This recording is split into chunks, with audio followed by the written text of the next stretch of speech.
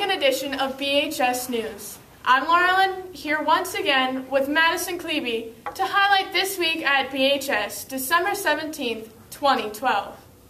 We go to Madison to start off today with the activities for the week. Deca candy cane grams will continue to be sold until this Tuesday. Remember, it's 50 cents to send a candy cane and 50 cents to find out who sent you one. Keep the buy 5 get 1 free special offer in mind when purchasing. And a reminder for these activities occurring Saturday, December 15th. The National Close-Up team will be hosting a babysitting day in the middle school gym, and cheer boxes will be packaged in the central school gym. Junior high girls basketball versus TGU is at 4:15 and 5:15. The varsity girls basketball has a game versus Thompson in Minot at 4:30. The varsity hockey also has an away game in Williston at 2 o'clock. Thank you, Madison. And what are you planning to do this Friday to celebrate or prepare for the end of the world? I'm not actually believe in that. I think it's a bunch of just a hoax for the media, actually. So, what about you? I would have to agree. I know that I'm going to go to the Bonneville Theater showing of The Hobbit. I figure if it's the last day on Earth, I might as well spend it watching something worthwhile. And now to our feature story. 1934, 1954, 1977, 1999, 2012. What do these dates have in common? These are some of the dates that the world has been foretold to end. So is it going to happen? Will Friday be our last school day ever? Some say no, while others believe our luck has finally run out. We'll briefly explore 2 theories and try to shine some light into this dark closet of myth and fact. The most widely accepted justification for Doomsday 2012 is the Mayan calendar, which is supposed to end this Friday. But doesn't that mean the world will end? We have a calendar too. We go to the end of December and it starts over again. No erupting volcanoes, monster hurricanes, or lethal solar flares. Wouldn't the Mayan calendar do the same? First, we must learn how the Mayan calendar works. The Mayans used a base 20 system instead of our base 10. So to put it simply, a single Mayan decade is equivalent to 2 of our decades. Instead of using 1 year as our highest increment, they go farther into epochs. So instead of having a calendar such as ours with 12 months in a cycle, the Mayans have an effective 5,125.26 years, placing the end approximately on December 21st, 2012. So why not start the calendar over? If the argument can be made that there's no evidence to support this, remember, the Mayan civilization wasn't around long enough to need to worry about starting it at the end. The next is a seemingly outlandish claim of an imminent zombie apocalypse. We have always been fascinated by the living dead creatures that thirst for human flesh and brains, but is there any basis for these claims?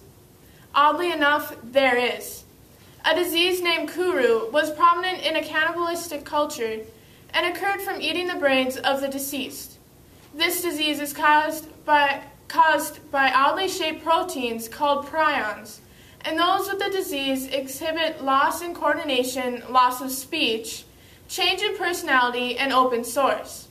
The prions essentially slowly turn the brain into a spongy mush. But don't worry, unless you eat human brains or the prion is fused with an airborne molecule purposely, you won't turn into a zombie anytime soon. But just in case, the CDC has directions for assembling a survival kit in the event that a zombie apocalypse does occur. Our investigative journalists Jared Munson and Aaron Severson asked staff and students for their opinions on the end of the world. December 21st is coming up pretty fast. How are you going to spend your last day on Earth? Teaching math. laughing at people who think the world's going to end on December 21st. Instructing them in mathematics. Better spend all my money. I don't know. Dang it. Eating jelly beans. I'm going to probably be home with family, just play Xbox and laugh at midnight. Stay up until 12 and laugh. Because it's not going to end. Spend time with my family and chill out.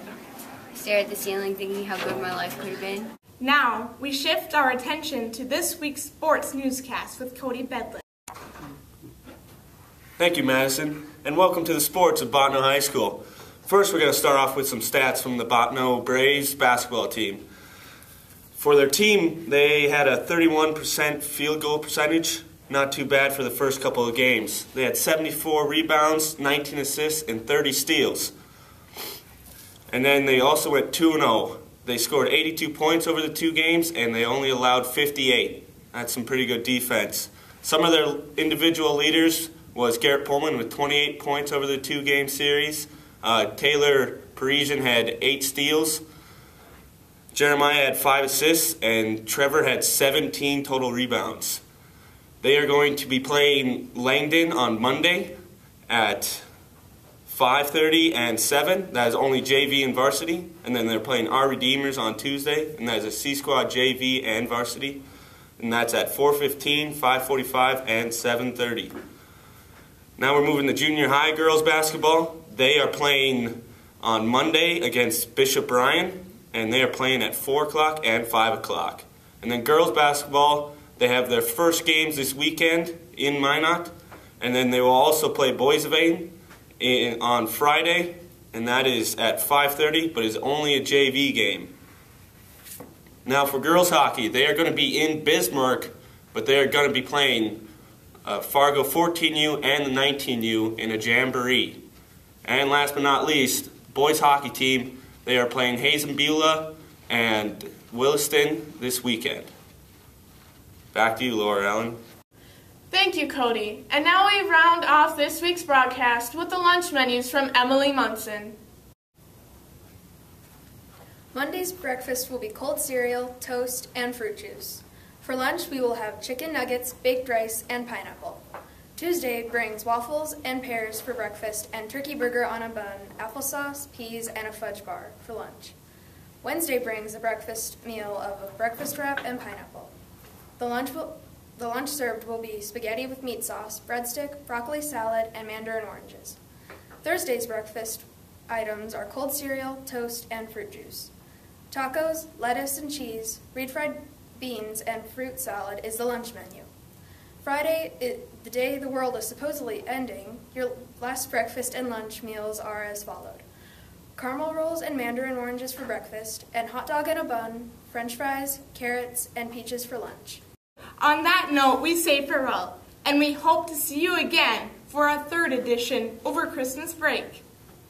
Stay classy, Bottineau, and remember to stay alive.